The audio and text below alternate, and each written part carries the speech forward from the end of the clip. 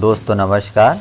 आज हम चर्चा करेंगे सामाजिक विज्ञान जो कक्षा 8 की है और पाठ 4 है। इसका नाम है राष्ट्रीय एकीकरण। तो दोस्तों हम इस पाठ पर सीखेंगे कि राष्ट्रीय एकीकरण क्या है। दूसरा बिंदु है जिस पर चर्चा होगी, राष्ट्रीय एकीकरण के सहायक तत्व कौन कौन से हैं, राष्ट्रीय एकता में बाधक तत्व कौन कौन से हैं। तो चलिए हम चर्चा करते हैं कि राष्ट्रीय एकीकरण है क्या। राष्ट्रीय एकीकरण का अभिप्राय है राष्ट्र में रहने वाले निवासियों के बीच जाति, पंथ, क्षेत्र और भाषा का भेदभाव किए बिना उनमें परस्पर समान अनुभूतियों और सुख दुख की एकता की भावना का होना।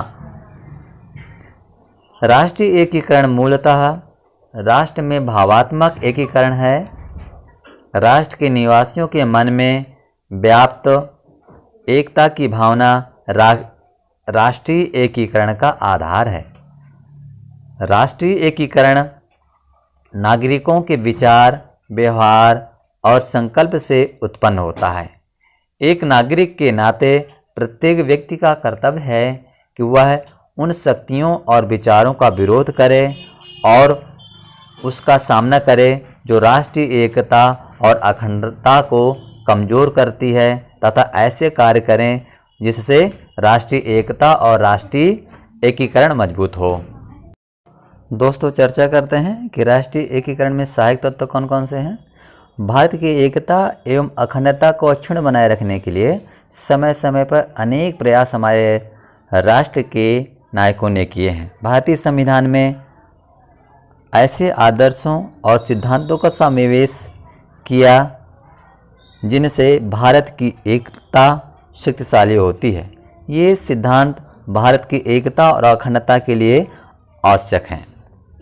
तो ये सिद्धांत कौन कौन से हैं दोस्तों? तो नंबर 1 इसका है समान मौलिक अधिकार। भारतीय संविधान में 6 मौलिक अधिकारों का प्रावधान है।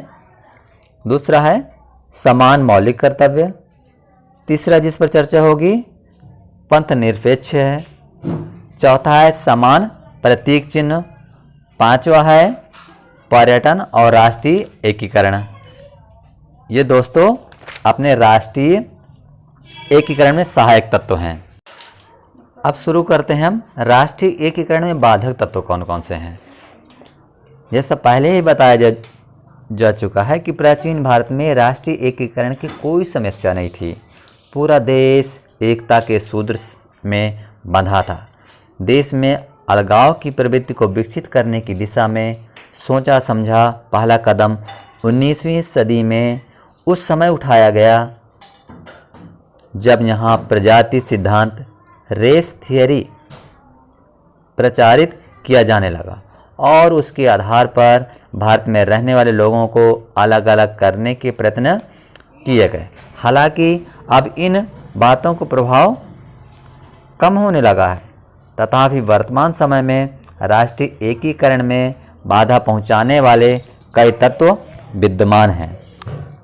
हमारे समाज में व्यक्तिगत हित के लिए कुछ लोग इन्हें बढ़ावा देते हैं। कभी कभी लोग अपने धर्म, अपनी जाति, भाषा अथवा क्षेत्र के मामलों में अधिक भावुक हो जाते हैं। इससे समाज में तनाव। इसका साथियों तीसरा बिंदु है राष्ट्रीय एकीकरण में बाधक तत्व में जातिवाद। जी हाँ दोस्तों, जातिवाद हमारी प्राचीन वर्ण व्यवस्था कर्म पर आधारित है। जातिवाद राष्ट्रीय एकीकरण के मार्ग में बहुत बड़ी बाधा है। जाति ऐसी इकाई है जिसके सदस्य आपस में ही शादी विवाह और खान पान के नियमों में बंधे होते हैं। जाति के सदस्य जाति बंधनों को तोड़ नहीं पाते हैं, अतः वे समाज में व्यापक भूमिका नहीं निभा पाते हैं। जाति प्रथा के प्रमुख दोष इस प्रकार हैं। जाति व्यवस्था समाज को उच्च व निम्न वर्ग में बांटती है। अगला बिंदु है उच्च जातियां छोटी जातियों का शोषण करती हैं। जातिगत भेदभाव कठोर हो जाते हैं। जातियों का दबाव राजनीति को प्रभावित करता है।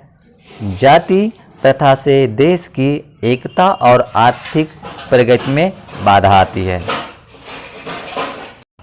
अथवा संघर्ष की स्थिति बन जाती है। यह स्थिति देश की एकता को कमजोर कर अखंडता के लिए खतरा पैदा करती है। राष्ट्रीय एकीकरण के बाधक तत्व तो इस प्रकार हैं। इसका पहला है सांप्रदायिकता। सांप्रदायिकता शब्द संप्रदाय से बना है। सांप्रदायिकता का अर्थ होती है ऐसी भावनाएं व क्रियाकलाप जो अपने संप्रदाय और उसकी विशेषताओं को तो श्रेष्ठ समझते हैं तथा दूसरे के संप्रदाय और विश्वास को हीन समझते हैं। दूसरा बिंदु है भाषावाद। भारत में अनेक भाषाएं और बोलियां होती हैं। यह स्वाभाविक है कि हमें अपनी मातृभाषा और बोली से प्रेम हो। हम दैनिक क्रियाकलापों में इसका प्रयोग करते हैं, परंतु इस विषय पर क्षेत्रवाद या भाषावाद करने से अपने राष्ट्रीय एकीकरण में बाधा उत्पन्न होती है। चौथा बिंदु है आतंकवाद। आतंकवाद विश्व के समक्ष आज एक गंभीर चुनौती है। यह लोकतंत्र व समानता के विरुद्ध अपराध है। यह एक क्रूरतापूर्ण नरसंहार का स्वरूप है। इसका अगला बिंदु है पृथकतावाद। क्षेत्रवाद की अति आक्रमण अथवा पृथकतावाद को जन्म देती है। देश में अलग होकर अपना स्वतंत्र राज्य बनाने की मांग करना पृथकतावाद है। कई जाति और भाषा के लोग यहाँ रहते हैं। कभी कभी अपनी उपेक्षा महसूस करने पर ये पृथक राज्य बनाने की मांग करने लगते हैं। प्रायः सीमावर्ती राज्यों में इस प्रकार की प्रवृत्ति पाई जाती है, जिसके दुष्परिणाम से पृथकतावाद की भावना प्रबल होने लगती है। इस भावना को देश की अस्थिरता में रुचि रखने वाली बाहरी ताकतों द्वारा भड़काया जाता है। देश के अंदर रहने वाले कुछ लोग भी अपने निहित स्वार्थों की पूर्ति के लिए इस प्रकार की भावनाओं का प्रयोग करते हैं। इस प्रकार दोस्तों आपने जाना कि बाधक तत्व कौन कौन से हैं। सांप्रदायिकता, भाषावाद, जातिवाद, आतंकवाद और पृथकतावाद। जबकि इसके सहायक तत्व कौन कौन से हैं, तो सहायक तत्व के विषय में बता दें। नंबर 1 है समान मौलिक अधिकार, समान मौलिक कर्तव्य, पंथ निरपेक्ष, समान प्रतीक चिन्ह, पर्यटन और राष्ट्रीय एकीकरण, ये सहायक तत्व हैं। तो चलिए दोस्तों अब शुरुआत करते हैं। हम इस पाठ में आए हुए अभ्यास प्रश्न और उसके उत्तरों की जानकारी लेते हैं। दोस्तों शुरू करते हैं अभ्यास प्रश्न। निम्नलिखित प्रश्नों के सही विकल्प चुनकर लिखिए। 1 नंबर है राष्ट्रीय एकीकरण में नागरिकों के मन में कौन सी भावना व्याप्त रहती है। क राष्ट्रीयता की भावना, ख धार्मिक भावना, ग जातीयता की भावना और घ उपरोक्त में से कोई नहीं। तो दोस्तों इसका उत्तर है क राष्ट्रीयता की भावना। प्रश्न नंबर 2 है संविधान में कितनी भारतीय भाषाओं को अधिसूचित किया गया है। क 14, ख 18, ग 22 और घ 26। तो दोस्तों इसमें है 22। अगला प्रश्न है रिक्त स्थानों की पूर्ति कीजिए। इसका पहला है भारतीय संविधान में 6 मौलिक अधिकारों का प्रावधान है। इस खाली स्थान में आपको भरना 6। अशोक चिन्ह हमारा प्रतीक चिन्ह है, तो कौन सा आपको यहाँ पर फिलअप करना है, राष्ट्रीय। तीसरा है प्राचीन काल में वर्ण व्यवस्था कर्म पर आधारित है। जी हाँ दोस्तों, कर्म पर। चौथा है भारत का विभाजन सन 1947 ईस्वी में हुआ। प्रश्न 3 अति लघुत्तरीय प्रश्न है। प्रश्न है राष्ट्रीय एकीकरण का अर्थ क्या है। तो राष्ट्रीय एकीकरण का अर्थ राष्ट्र में रहने वाले निवासियों के बीच जाति, पंथ, क्षेत्र और भाषा का भेदभाव किए बिना सुख दुख की एकता की भावना का होना है। प्रश्न 2 है पंथ निरपेक्षता से क्या आशय है। इसका उत्तर है पंथ निरपेक्षता का आशय प्रत्येक धर्म के अनुयायी को धार्मिक स्वतंत्रता का अधिकार देने व किसी धर्म के प्रति भेदभाव न करने से है। तीसरा प्रश्न है, विविधता में एकता का क्या अभिप्राय है?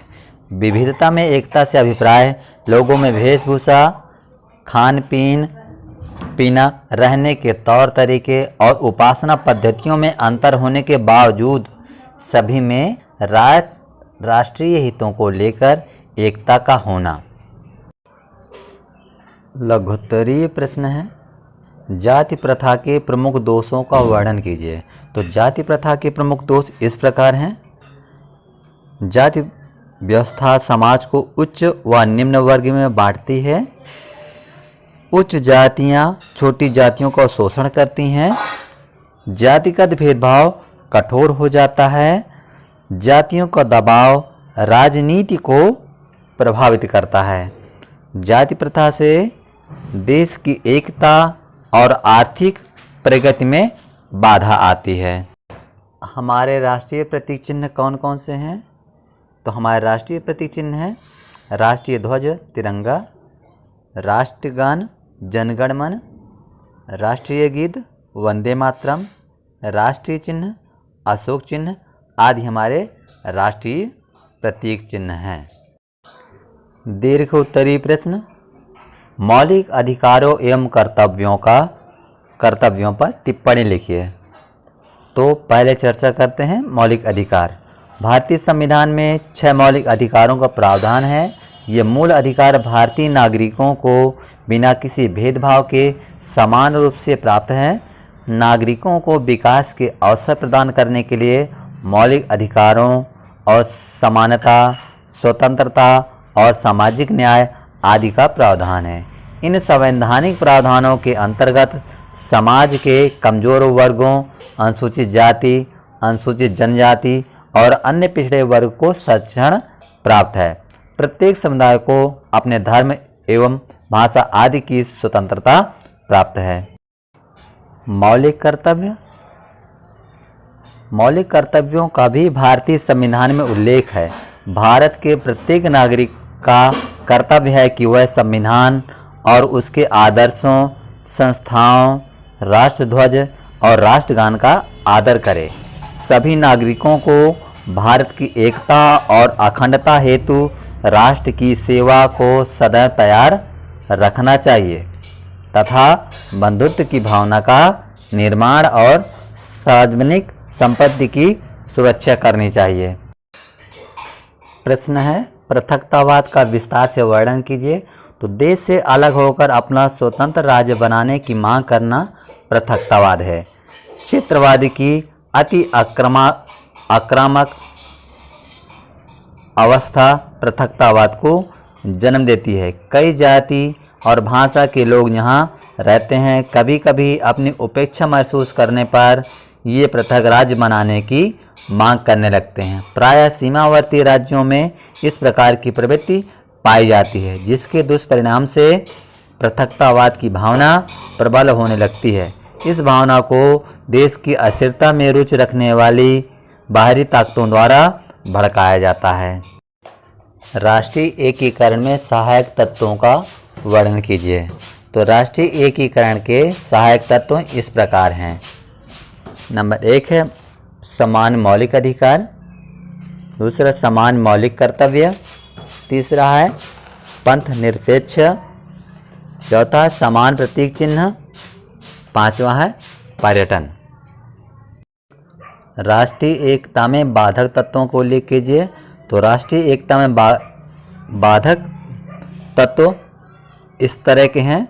नंबर 1 सांप्रदायिकता, भाषावाद, जातिवाद, आतंकवाद और पृथकतावाद।